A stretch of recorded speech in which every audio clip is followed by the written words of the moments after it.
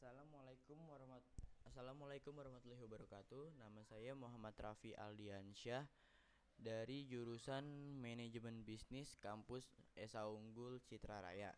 Di sini saya akan menjelaskan tentang penggunaan Puebi dalam penulisan karya ilmiah mahasiswa. Nah, yang pertama itu pengertian kaidah dan ejaan. Ejaan merupakan kaidah-kaidah cara menggambarkan bunyi-bunyi, kata, kalimat, dan sebagainya dalam bentuk tulisan dan penggunaan tanda baca. Menurut Tasai, mengemukakan bahwa ejaan adalah keseluruhan pengaturan bagaimana melambangkan bunyi, ujaran, dan bagaimana hubungan antar lambang-lambang itu. Secara teknis, yang dimaksud ejaan adalah penulisan huruf, penulisan kata, dan pemakaian tanda baca. Selanjutnya, perubahan yang terjadi pada Puebi. Ejaan tata bahasa Indonesia telah mengalami beberapa perubahan. Hal ini dipengaruhi oleh zaman dalam menyempurnakan bahasa agar mudah dimengerti dan dipahami oleh pemakai. Dan penyempurnaan terhadap ejaan bahasa Indonesia telah dilakukan oleh Badan Pengembangan dan Pembinaan Bahasa Kementerian Pendidikan dan Kebudayaan dan menghasilkan naskah pada tahun 2015, yaitu telah ditetapkan menjadi Peraturan Kementerian Pendidikan dan Kebudayaan Nomor 50 Tahun 2015 tentang pedoman umum ejaan bahasa Indonesia. Ada 3 hal perubahan yang terjadi pada Puebi, yaitu meliputi penambahan huruf diftong, penggunaan huruf tebal, serta penggunaan huruf kapital. Selanjutnya, penggunaan huruf kapital. Pemakaian huruf kapital sangat penting dalam penulisan karya ilmiah. Berikut aturan penggunaan huruf kapital yang diatur dalam buku Puebi sebagai berikut. Yang pertama, huruf kapital dipakai sebagai huruf pertama unsur nama orang, termasuk julukan. Misalnya Dewi Sartika, W.H. Rudolf Supratman, dan Rudolf Diesel. Yang selanjutnya, huruf besar atau huruf kapital dipakai sebagai huruf pertama nama tahun, bulan, hari, hari raya, dan peristiwa sejarah. Misalnya, biasanya umat Kristiani seluruh dunia merasa sangat berbahagia pada hari raya Natal. Dan yang terakhir, huruf besar atau huruf kapital dipakai sebagai huruf pertama nama negara, badan resmi, lembaga pemerintah, dan ketatanegaraan, serta nama dokumentasi resmi. Misalnya pasal 39 Undang-Undang Dasar 1945 menyatakan bahwa bahasa negara ialah bahasa Indonesia. Selanjutnya, pemakaian huruf. Dalam Pedoman Umum Ejaan Bahasa Indonesia atau Puebi, terdapat huruf-huruf yang digunakan untuk penulisan bahasa Indonesia. Adapun beberapa huruf yang dimaksud adalah huruf konsonan, huruf vokal, dan huruf diftong. Huruf-huruf tersebut merupakan bagian dasar dari pemenggalan kata. Yang pertama, huruf diftong. Huruf diftong yang ditambahkan ke Puebi adalah e. Penambahan ini terjadi karena bahasa Indonesia banyak menyerap istilah dari bahasa asing, sehingga kini ada 4 diftong dalam bahasa Indonesia, yaitu ai, au, ai, au, ei, dan oi. Selain diftong, perubahan juga terjadi pada penggunaan huruf tebal.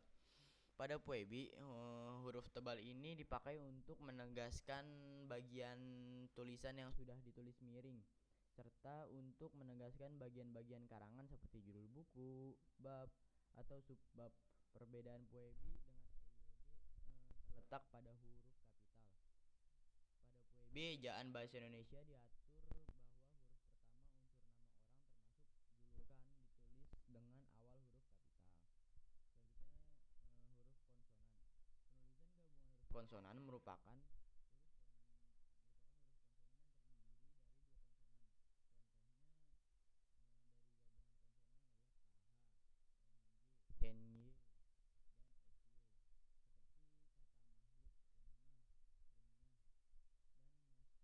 gabungan konsonan adalah KH, NJ, NY, dan SY. Seperti kata makhluk, lemah, renyah, dan masyarakat tidak dipisah di antara gabungan konsonan itu, sehingga pemenggalan kata-kata itu menjadi makhluk, lemah, renyah, dan masyarakat.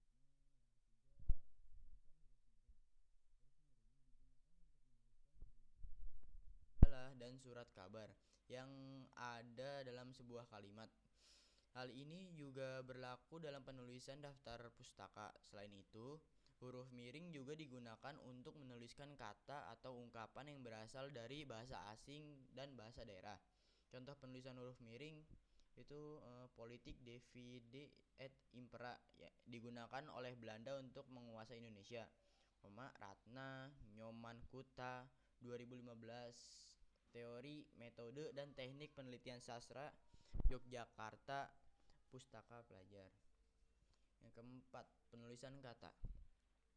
Penulisan kata yang perlu mendapat perhatian dalam penulisan karya ilmiah adalah penulisan bentuk ulang, gabungan kata, kata depan, partikel, singkatan, dan akronim, serta angka dan bilangan. Nah, yang pertama, penulisan bentuk ulang. Bentuk ulang dalam bahasa Indonesia berfungsi untuk menyatakan keanekaragaman, keserupaan, dan menyatakan jamak. Penulisan bentuk-bentuk ulang itu menggunakan tanda hubung, misalnya anak-anak, buku-buku, ramah, tamah, sayur, mayur, dan lain-lain. Nah, yang kedua, gabungan kata. Gabungan kata merupakan kata majemuk yang terdiri dari sejumlah kata yang digabungkan dan membentuk makna baru. Gabungan kata adalah menulisnya secara serangkai jika gabungan kata sudah dipadukan. Kata depan. Kata depan merupakan kata yang merangkaikan kata-kata atau bagian kalimat. Kata depan dapat berupa kata seperti di dan untuk, ataupun gabungan kata seperti bersama dan sampai dengan. Dalam Puebi dijelaskan bahwa kata depan seperti di, ke, dan dari penulisannya terpisah dari kata yang mengikutinya. Yang kelima, penulisan unsur serapan. Berdasarkan taraf integrasinya, unsur serapan dalam bahasa Indonesia dapat dibagi menjadi dua, yakni unsur serapan yang belum sepenuhnya terserap dalam bahasa Indonesia dan unsur serapan yang pelafalan dan penulisannya disesuaikan dengan kaidah bahasa Indonesia. Yang keenam, pemakaian tanda baca. Penggunaan tanda baca memiliki peranan yang penting dalam memahami sebuah bacaan. Tanda baca merupakan simbol dalam bahasa Indonesia yang terdiri dari berbagai bentuk dan fungsinya masing-masing. Fungsi tanda baca berkaitan dengan struktur, jeda, dan intonasi sebuah bacaan. Contoh-contoh tanda baca yang pertama ada tanda titik, tanda koma, tanda titik koma, tanda titik dua, tanda hubung, tanda tanya, tanda seru, tanda kurung, tanda petik tunggal, tanda petik ganda, tanda ulang, dan yang terakhir tanda garis miring. Nah, kesimpulannya dalam makalah ini adalah ejaan pada bahasa Indonesia sangat penting untuk mempertegas atau menyamakan bahasa yang digunakan. Ejaan juga sangat penting untuk mengatur penggunaan bahasa dan peraturan berbahasa Indonesia. Oleh karena itu, penguasaan dan penerapan ejaan pada bahasa Indonesia harus dilakukan oleh mahasiswa, khususnya dalam membuat karya ilmiah yang berkualitas. Tapi kenyataannya adalah bahwa masih banyak mahasiswa yang melakukan kesalahan dalam penggunaan ejaan, disebabkan kurangnya pengetahuan mereka tentang isi dari Puebi dan juga kurangnya pengetahuan tentang kosakata bahasa Indonesia. Ini akan berakibat pada pengetahuan bahasa yang baik dan benar pada karya ilmiah mahasiswa. Nah, sarannya dalam dunia perkuliahan bahasa Indonesia merupakan sarana komunikasi akademik, dan sebagai mahasiswa pastinya kita dituntut untuk dapat menggunakan bahasa Indonesia dengan baik dan benar. Mahasiswa harus mampu mempelajari tentang penulisan ejaan bahasa Indonesia yang baik dan benar sehingga dapat menghasilkan karya ilmiah dan berkualitas. Sekian dari saya. Wassalamualaikum warahmatullahi wabarakatuh.